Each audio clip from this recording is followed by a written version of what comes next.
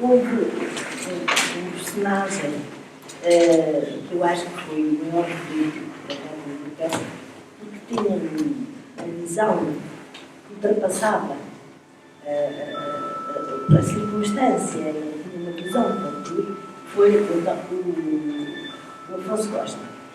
E o Afonso Costa era muito chegado, assim como o Bernardo Machado, que foi Presidente da República, às estas associações de mulheres feministas, às feministas. Bom, e é uma coisa notável, porque a República foi a 5 de outubro, de 1910, e a 31 de outubro desse mesmo ano entrava na Assembleia Constituinte uma petição assinada por estas mulheres, em que elas pediam várias coisas, por exemplo, o direito de uma mulher não precisar da autorização do marido para ter um comércio, ter uma indústria, escrever os seus livros, gerir os seus bens, e tudo isso foi satisfeito pelo Afonso Costa. Mas falta uma coisa, era o direito de voto. E elas queriam ter esse direito, que também reclamaram nessa petição e foram reclamando durante todo o tempo que durou a República. Havia uma coisa, havia um assunto que as preocupava também muito, era a questão da educação. Eu só vos para dar uma ideia, vou-vos dizer como era a situação quando veio a República. Havia, entre os analfabetos, a maioria dos portugueses eram analfabetos. 75% os homens e 81,2% as mulheres.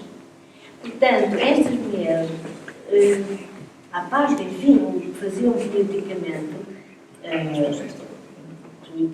também era a questão da educação, mas elas dedicaram-se muito, aliás, toda a República, a Primeira República, à questão da educação. E foram de uma abnegação enorme. Basta recordar que entre 1910 e 1926 criaram-se mais de 2.500 escolas primárias, um liceu, fundaram as universidades de Lisboa e do Porto, que não existiam, fundou a Biblioteca Nacional e fez surgir uma rede de bibliotecas municipais que tiveram um papel, de facto, muito importante, porque não havia televisão, as pessoas tinham mais tempo para ler do que têm hoje. Entretanto, quer dizer, enfim, a situação do país não é brilhante, quer do ponto de vista económico, quer também do ponto de vista social, e isto tudo é agravado por uma epidemia pneumónica e, no entanto, Portugal na guerra. Então, o que é que fazem as mulheres? Generosamente, elas suspendem as reivindicações dos seus direitos e vão apoiar o esforço de guerra. E Ana de Castro Osório, que era talvez a feminista mais em evidência, fundou a Cruzada das Mulheres Portuguesas, que irá ajudar com mantimentos, vestuário e cuidados da enfermagem, os soldados e as suas famílias. Entretanto, uma outra feminista, que era a médica que eu já vos falei, a médica António Cabet, ela abandona a Liga das Mulheres Republicanas e funda uma outra associação que se chama o Conselho Nacional das Mulheres Portuguesas, tendo como objetivo defender os direitos das mulheres e promover a sua instrução, cultura e educação cívica. Em 1924, portanto, isto foi decorrendo, vieram outras presidentes para o Conselho, e em 1924 comecei a realizar o seu primeiro congresso, que acho que foi muito concorrido, e em 1926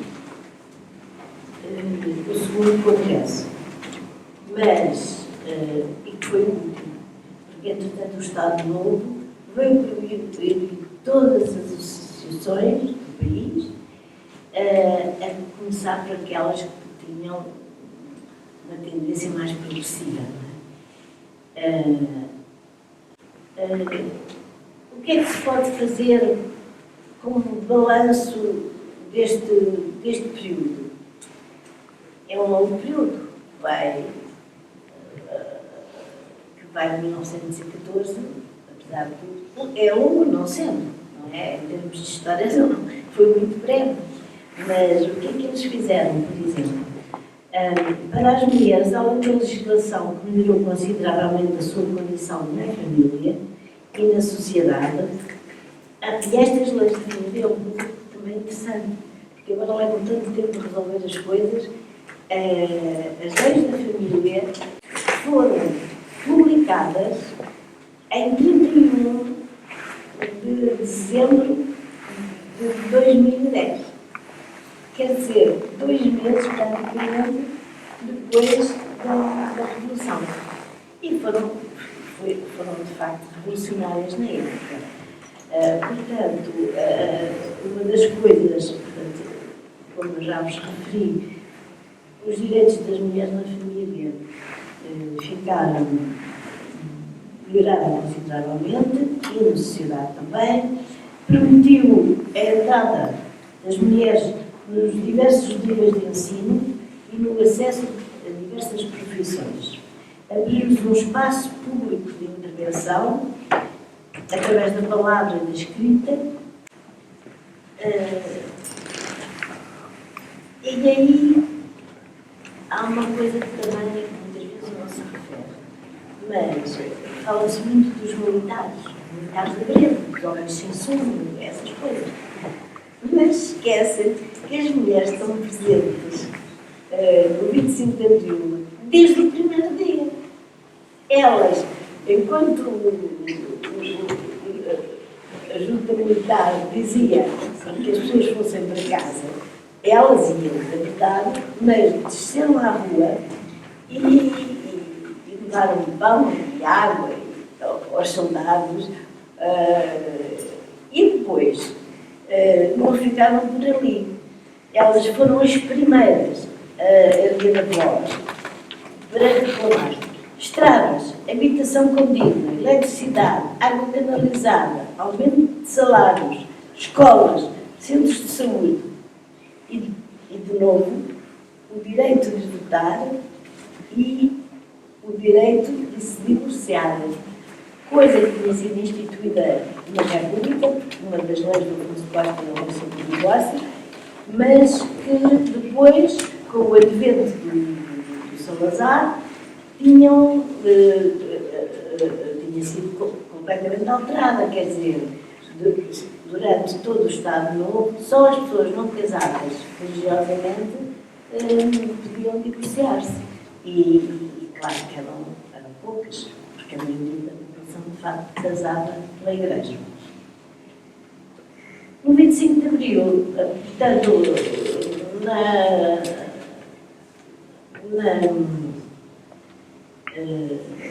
a Constituição, que acaba por ser publicada em 1916,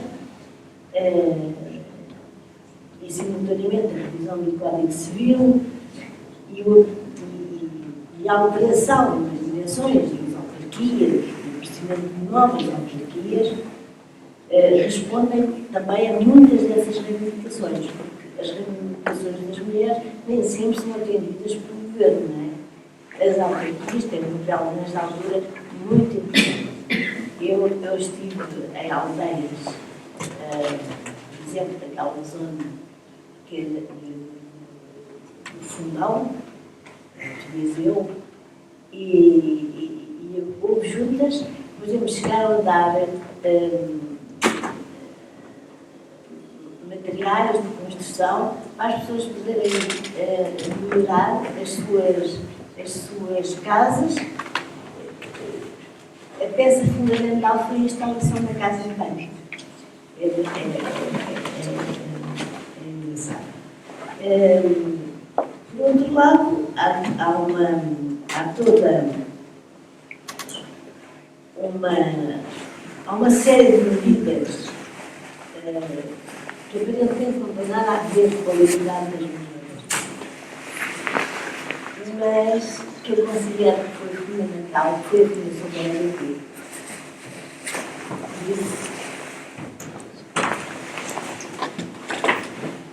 Porquê? Porque realmente a chegada da eletricidade aos sítios mais remotos, a sítios que inclusive havia só 6 pessoas já lá, vivendo, todos tinham saído, chegou a eletricidade. A eletricidade, o que é que faz? Não é só o botãozinho que nos dá a luz, não é?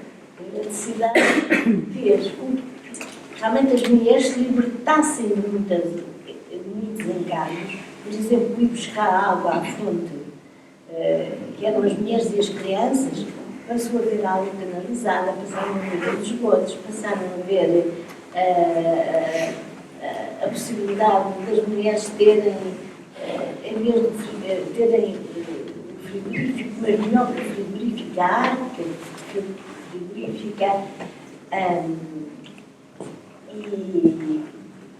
e tudo isso fez com que as mulheres ficassem muito mais livres, não é? Não é só na ordem política que a liberdade se conquista, é também na vida de todos os dias, não é? E eu comparei, por exemplo, aldeias em que não tinha chegado a luz elétrica e que outras que tinham já a luz elétrica e a vida tinha mudado completamente. Inclusive, há uma coisa curiosa, é que talvez a coisa mais importante é que também chegou a televisão. E eu, numa altura em que estive em Trás-os-Montes, achei graça naquela altura, achei que era interessante, do ponto de vista do desenvolvimento, viam-se ainda as mulheres todas encabeçadas de chás e de quedos, e viam-se as raparigas já de jeans e alcinhas. E estavam todas a apanhar a azedora. E quem ditava a moda na província eram as apresentadoras da televisão. Claro, com isto também abriram-se os centros de saúde, e saiu realmente esta coisa fantástica, que realmente foi a possibilidade de qualquer cidadão se dirigir a um centro de saúde ou a um hospital e ser atendido nesta altura de forma praticamente gratuita. Bom, realmente, no meio destas coisas todas, que se foram muito positivas, algumas mulheres começaram a perceber que se a Constituição falava de paternidade responsável, não fazia nenhuma referência à maternidade. Continuava a fazer. E isso era importante, porque nessa altura, quer dizer, só uma classe, digamos, privilegiada intelectualmente, economicamente e socialmente, tinha conhecimento dos métodos anticoncepcionais, fundamentalmente a pílula, que foi descoberta nos anos 50. A maioria das pessoas com menos recursos ou enfim, em lugares, vivendo em lugares mais longínquos, na capital, etc., depois não conheciam essas coisas. E o resultado disso é que as estimativas são o que são. Há quem considere que se realizavam 100 mil abortos por ano em Portugal, há quem se considere 300. De qualquer forma, há um senhor, por acaso pessoa do PSD, que é o Dr. Almeida, que é o secretário de Estado da Saúde, e ele, em 1976, publicou um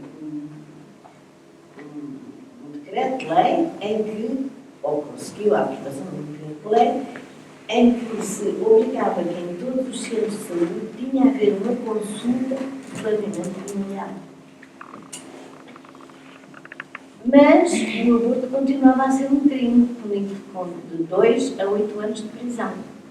E então, houve vários movimentos, não se pode dizer, quer dizer, foi uma luta geral, mas havia muitos grupos e associações e personalidades, etc., nesta, mas claro, em tudo isto, houve muitos homens que nos apoiaram, mas a grande maioria foram as mulheres.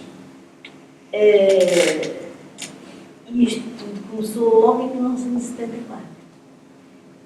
E foi uma luta muito dura, mas vitoriosa.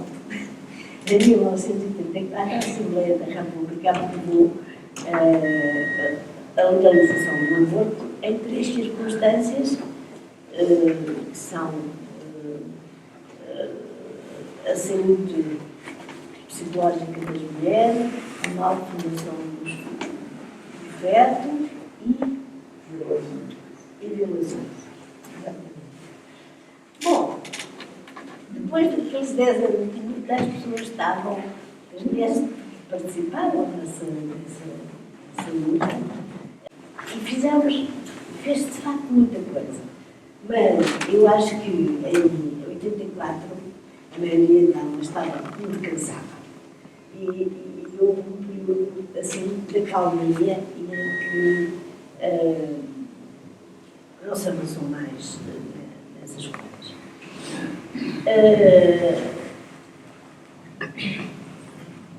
A verdade, isto como acontece com a polícia, aqui há tempos, eu vivo ao lado da Escoasa, na Lapa, e critiquei o PDC porque os cãezinhos sujavam as ruas e ninguém apanhava nada.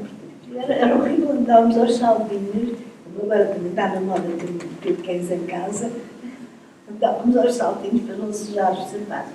Era bem desagradável. E chamei a atenção para isso.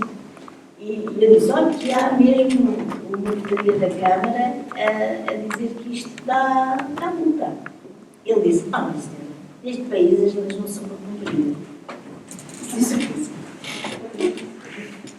Portanto, tudo isto que realmente a legislação avançou, a revisão do Código Civil foi fantástica, eu não me estou a lançar as coisas, mas realmente foi um instrumento fundamental para a liberdade das mulheres, não só em relação à família, mas em relação, em termos de igualdade, por exemplo, que achou que havia qualquer discriminação entre os estudos que uma mulher podia fazer, porque anteriormente havia certos cursos e profissões a que as mulheres não tinham acesso, e tudo isso ficou realmente coberto pelo direito à igualdade e, portanto, as mulheres puderam ser todas as coisas. Aliás, antes da Constituição, no primeiro governo constitucional não, como é que se chama? O primeiro governo provisório, exatamente. O primeiro-ministro, que era o professor Paulo Carlos, muito influenciado pela mulher, que era a doutora Helena Guimarães, que foi a mulher que até hoje mais escreveu sobre os direitos das mulheres em Portugal, fez mesmo durante o fascismo. Ela era uma mulher que tinha uma saúde frágil, mas trabalhava sobretudo em casa e trabalhava escrevendo. Escrevendo, ela contactava o mundo inteiro. Não é? Porque os computadores, essas coisas, a carta para cá e a carta para lá, e ela assinava 27 revistas femininas. Bom, o Paulo Carlos, penso que por influência dela, que era jurista, notável, possibilitou que as mulheres fossem para a carreira diplomática.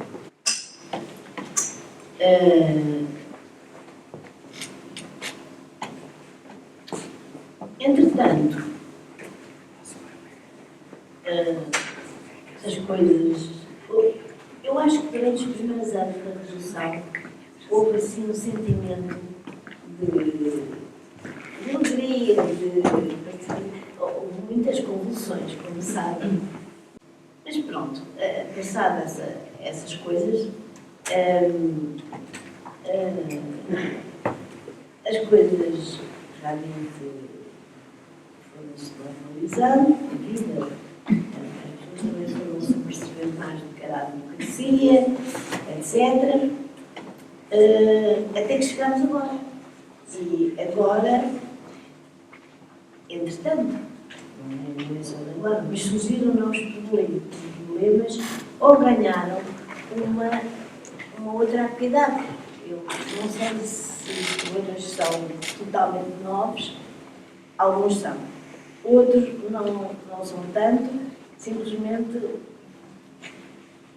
não foram referidos por uma imprensa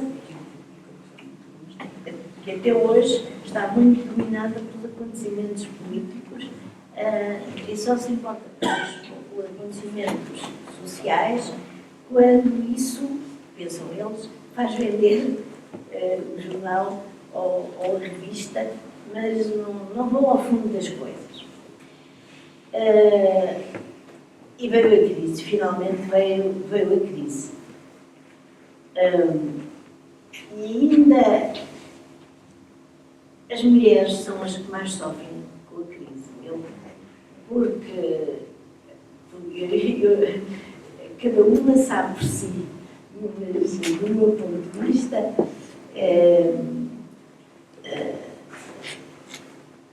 a questão é que as mulheres são as mais sujeitas ao emprego e são elas. As famílias portuguesas, em regra, precisam de 2 salários para se poderem gerir a vida doméstica e a educação dos filhos, etc. E além disso, elas são extremamente sacrificadas. Em média, as mulheres trabalham mais 5 anos do que os homens. Porque têm que se ocupar dos filhos, têm que fazer as coisas da casa, têm que trabalhar fora e, portanto, mesmo nos seus dias de descanso é para trabalhar ainda mais. Têm que cuidar da sua própria casa, às vezes têm que acompanhar os filhos, às vezes têm que acompanhar os netos e na verdade, a vida endureceu muito. Para piorar esta situação,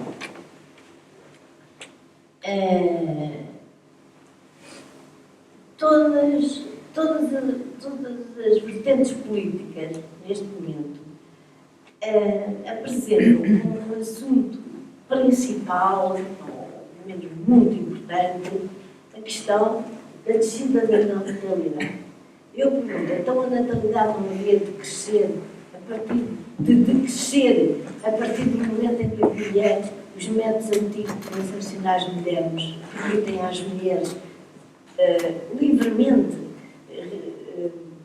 gerir a sua capacidade de ter ou não ter filhos e quantos filhos querem ter. Bom, isto realmente parece quase perverso. E eu acho o seguinte, eu acho que uma coisa é o Estado ocupar-se, pegar subsídios de desemprego, não é? Eu acho que uma pessoa que fica de repente sem emprego é uma coisa terrível, não é? Como é que vai sobreviver? E nós sabemos como é, muitas vezes à custa dos pais e dos avós que ainda vão ter as suas pensões, embora muito diminuídas. Mas, de qualquer modo, o teu filho, ou 2, ou 3, ou 4, ou 5, na medida em que as pessoas têm a liberdade de escolher, é um assunto privado. O Estado não se devia meter aí. Quer dizer, eu não quero que os meus impostos sirvam para sustentar as chamadas famílias numerosas. Eles que têm umas famílias numerosas, se as podem ter, porque também não há muita gente que tem muitas crianças, verdade que não tratam delas. A gente todos os dias assiste aos maus tratos, a essas coisas todas. Eu penso que ao Estado compete, sim, assegurar as estruturas dirigidas às crianças. Por exemplo, melhorar as refeições na escola, possibilitar, por exemplo, a assistência médica a partir da própria escola, conceder mais livros gratuitos, informações do rendimento dos pais, organizar passeios educativos, enfim, há muitas coisas a fazer nesse aspecto, porque eu acho que na escola as coisas não se estão a passar muito bem.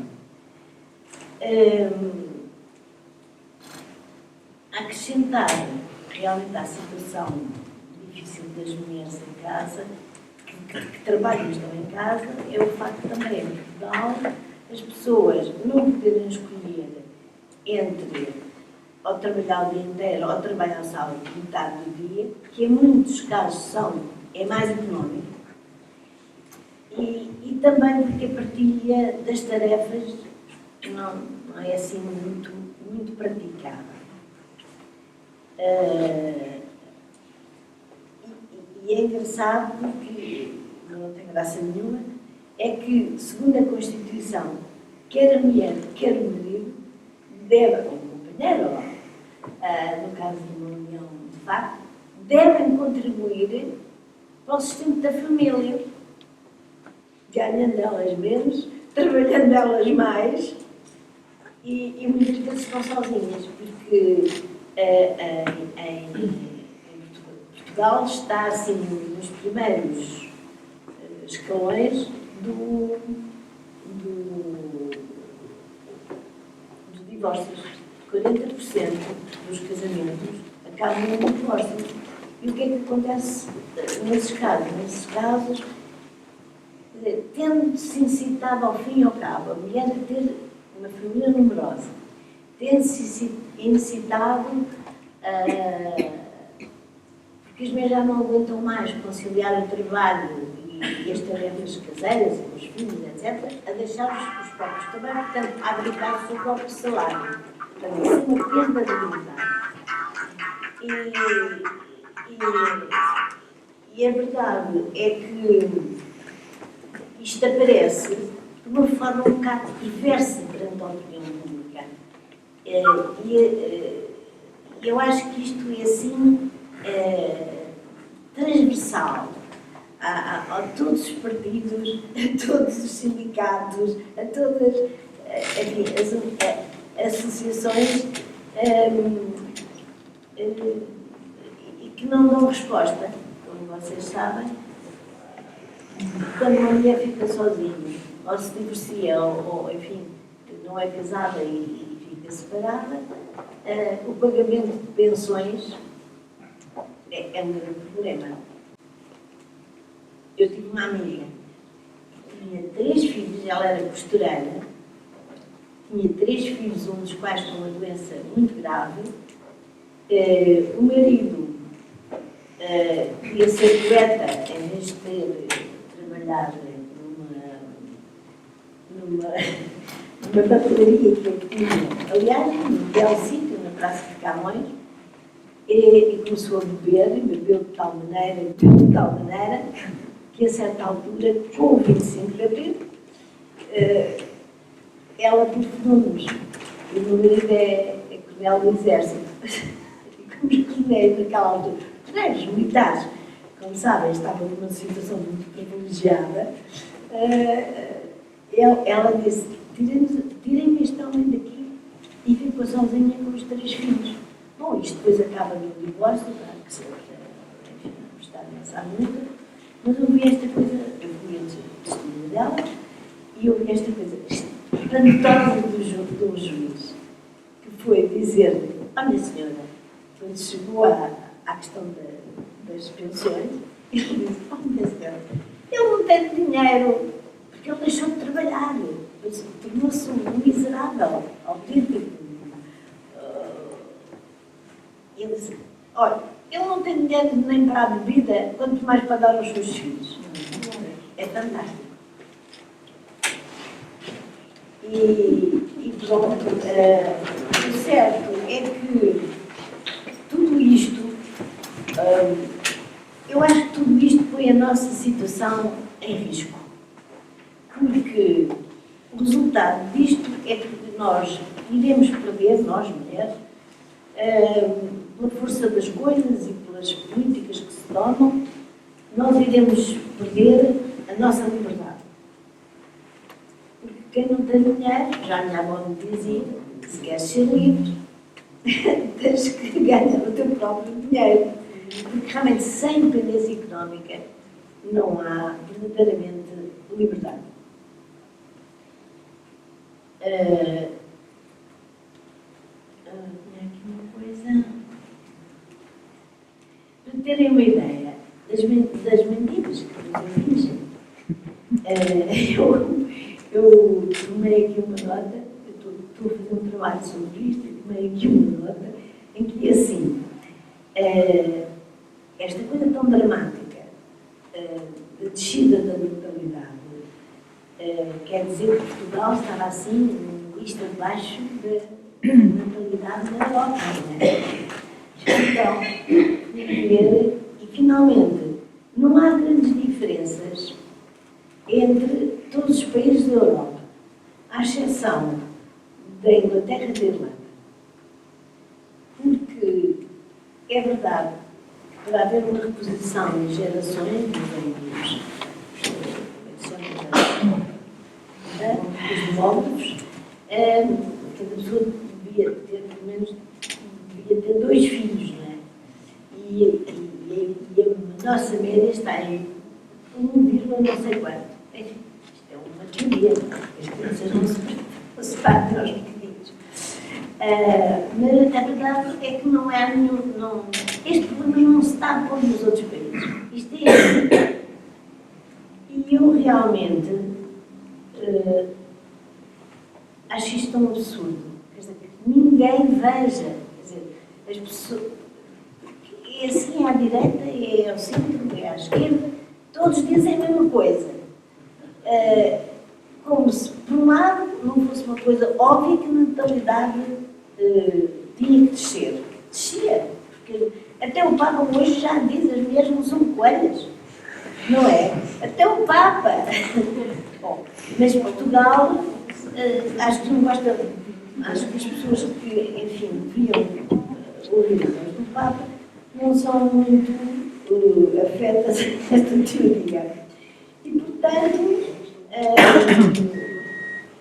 tudo isto faz com que, ao abandonar o trabalho, as mulheres perdam também a liberdade. E eu acho, para terminar, que a liberdade é difícil de definir bem a liberdade. Mas não é só como se define,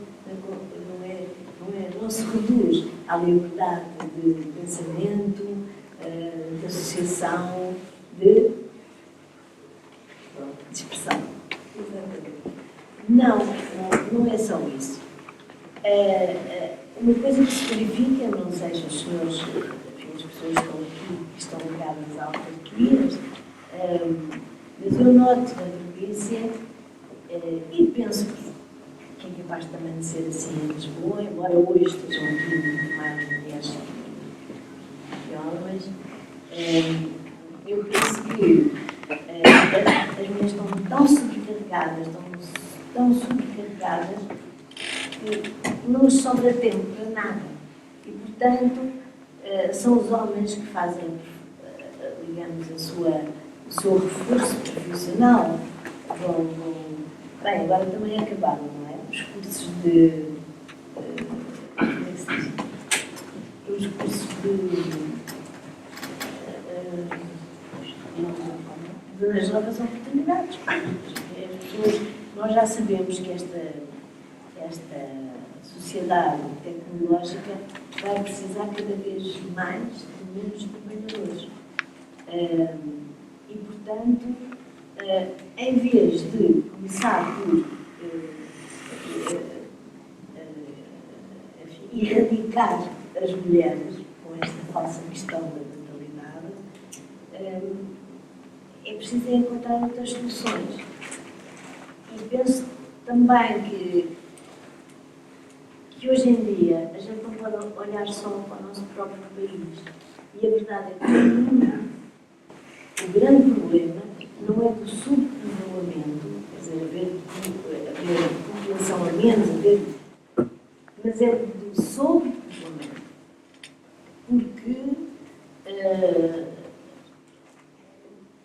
realmente, nesta corrida desenfreada a que nós temos direitos a ser os mais ricos do mundo, a Europa é, de facto, o continente mais rico, nós esquecemos, de facto, a situação de pobreza e de abandono que ocupa, pelo menos, 2/3 do mundo. E, de facto, eu acho que é incrível, não é? Eu conheço bem o caso de Angola e acho inacreditável. Eu não sei como é que se pode aguentar com uma comunidade internacional finge desconhecer este problema, porque também sou conhecer, que é um país que é dos mais ricos do mundo, tem tudo, até água, não lhes falta. Coisas que não acontecem na Somália, não é? E é difícil a sobrevivência, não é?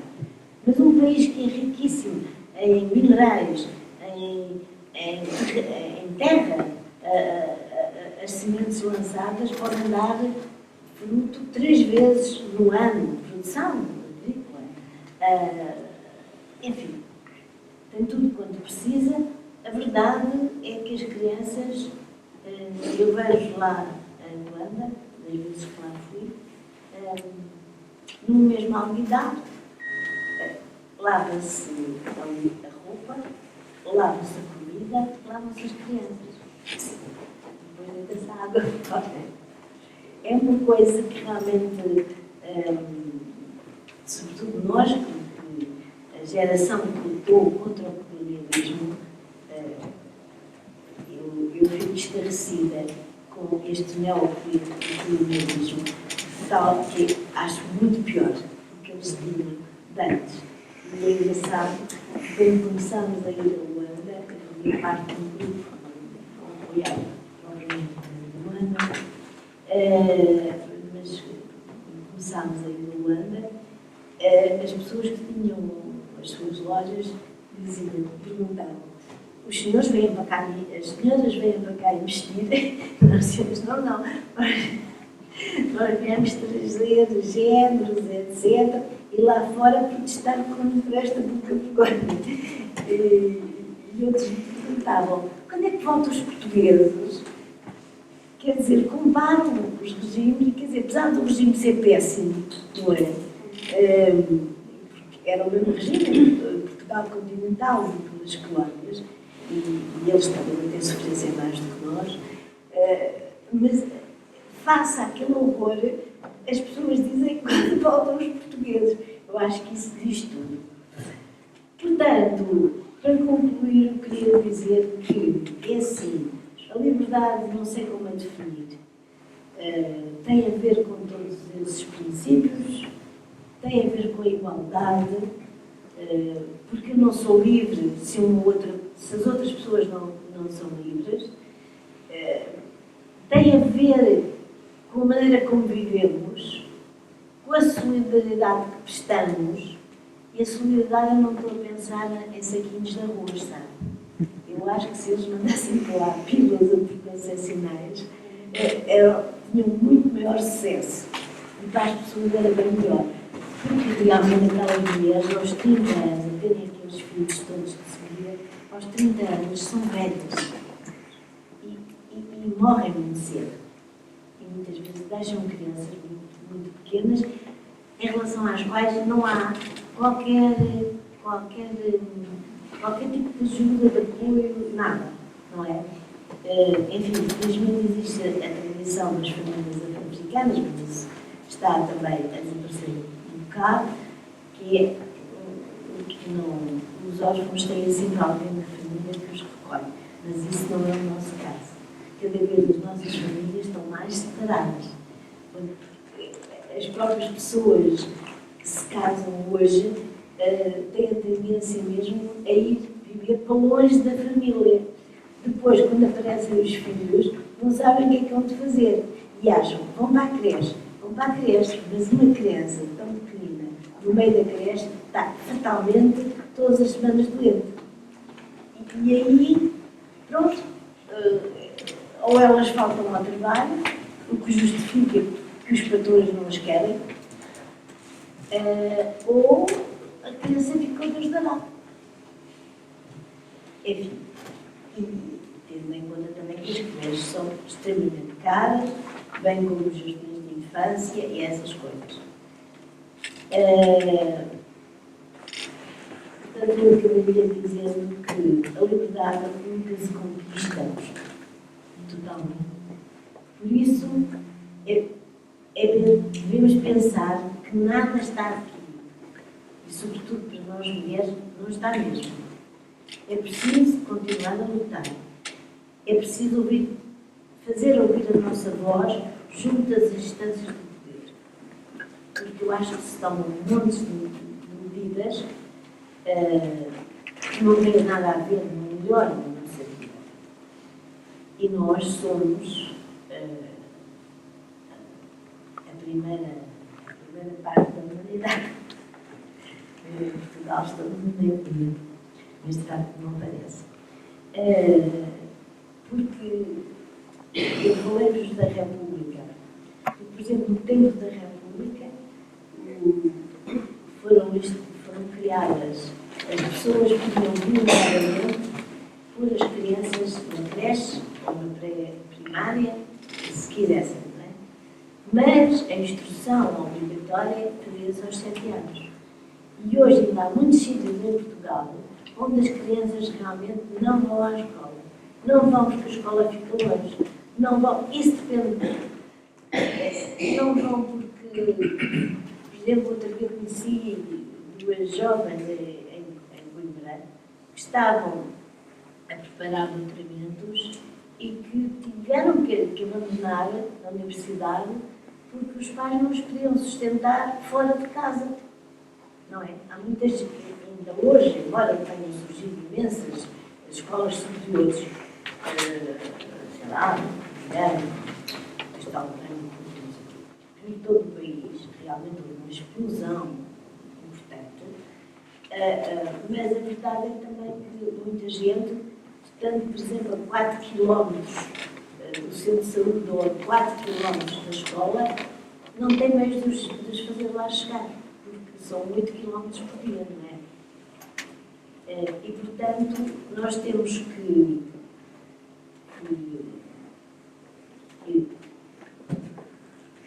ter uma ideia, guardar uma memória do passado, no que ele tem de bom e no que ele tem de mau, para pensarmos que tínhamos que fazer melhor. É preciso resolver os problemas do presente, e aí temos que ter uma voz, devíamos ter uma voz, as mulheres devemos se unir para isso. E só assim podemos ter alguma influência na determinação do futuro. Talvez não seja para nós. Os filhos serão para os netos. Muito obrigada.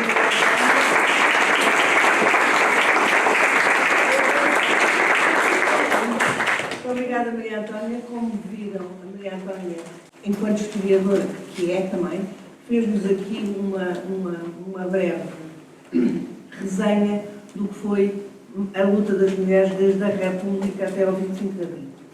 Colocou aqui algumas questões e agora estará ao dispor para quem quiser colocar alguma pergunta que queira fazer sobre o que aqui foi dito. À vontade. A questão que eu coloco é, se já existem guias ou compêndios daquelas que são as melhores práticas de recursos humanos, que a maior parte das micro, pequenas e médias empresas desconhecem, porque na verdade o que as empresas leem é números. E ainda existe o pensamento antigo de desconfiança no indivíduo. Ele tem que chegar às 9 horas, tem que sair às 6. Se chegou um minuto atrasado, é porque é um mau trabalhador. Há sempre aquela, parece que há uma desconfiança na pessoa que trabalha, ou porque não quer trabalhar, ou porque está a maquinar qualquer coisa contra o patrão, ou parece que ainda há aquele pensamento antigo.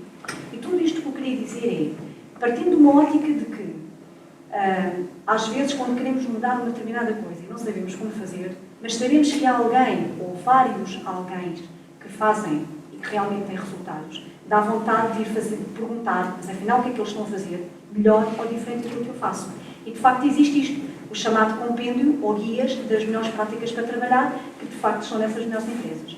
E a questão que eu coloco é esta: em que medida é que seria interessante, importante ou não, uma atividade como a do jornalismo, ou do jornalista, que eu acho que é uma atividade poderosíssima, poderia ter, ao divulgar essas práticas e essas coisas que se fazem, de forma a que o tecido empresarial das micro, pequenas e médias empresas soubessem o que é que se faz, que realmente tem resultados ao nível das pessoas, do equilíbrio na sociedade e das famílias, e que têm melhores resultados financeiros, e que eventualmente pudesse contribuir um bocadinho para uma mudança aqui, cá em baixo, porque elas lá em cima estão longe de nós.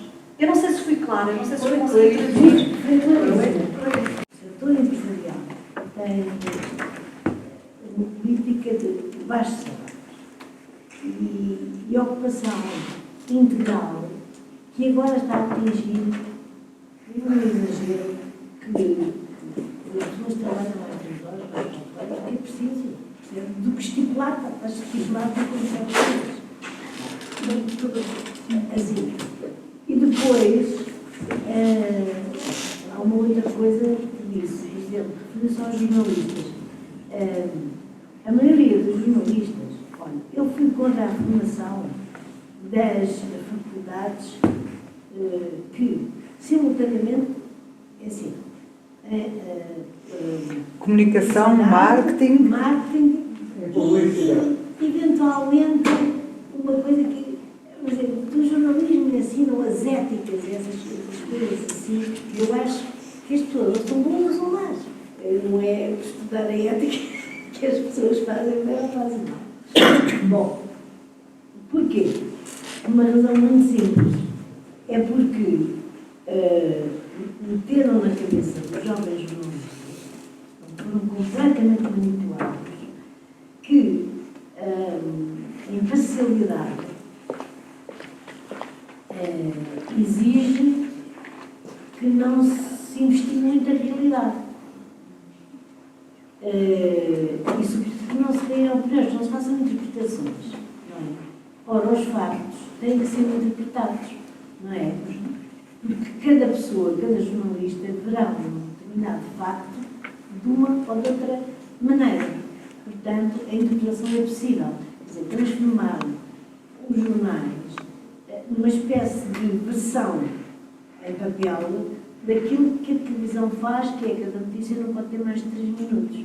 Uma das razões que eu não gostei de estar na televisão, aliás, foi para a secção de programas, todos entendemos, porque na informação é assim, as coisas dão-se. E depois há umas comunicadoras, não é? Já não se dizem locutoras, que agora 3 minutos para falar da maior tragédia que possa ter acontecido. Depois daí há um sorriso imenso e fala-se de um fediver qualquer que não tem importância nenhuma, percebe? Do cão que mordeu o gato que mordeu o cão. Eu acho que não há uma formação cívica dos jornalistas. Eles não vão, por exemplo, a um comício político. Eles não dão opiniões políticas. Eles não querem saber de política. política, a não ser aquele triqui-triqui. O senhor fulano foi não sei onde, o outro foi pronto. E segundo, como a imprensa toda, do modo geral, não a imprensa, mesmo toda, está na mão de pessoas que têm a mesma orientação, eles acham que, como a situação deles é muito instável, não é? Eles recrutam muito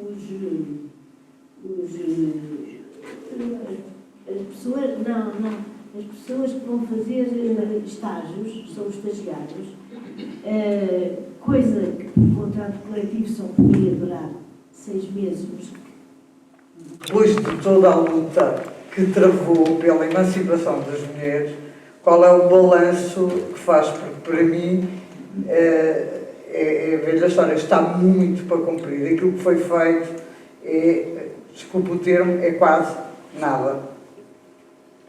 Se tivermos em conta que estamos no século XXI e que as mulheres vítimas de violência, quem bate fica em casa e as mulheres é que têm que sair, se tivermos em conta que as mulheres não acedem a cargos de poder, porque essa da partilha da paternidade é conversa. Olha, é assim, é uma coisa um bocado...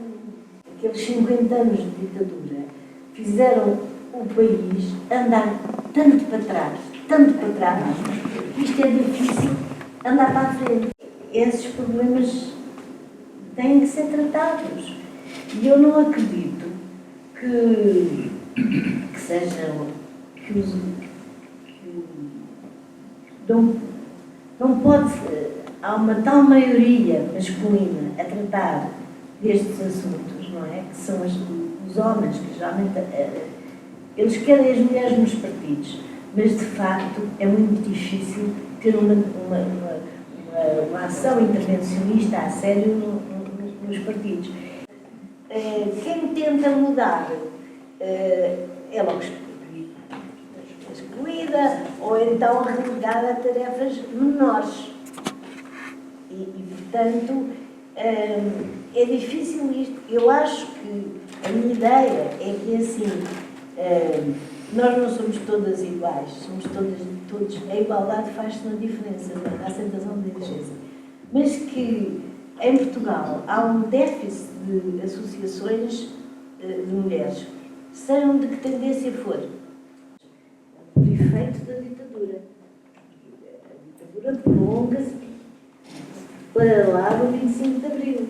Há coisas que foram criadas pela ditadura que persistem.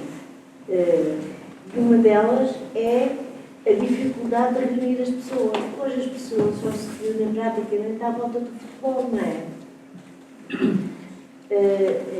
E depois acho que há uma dificuldade, há um déficit também na educação.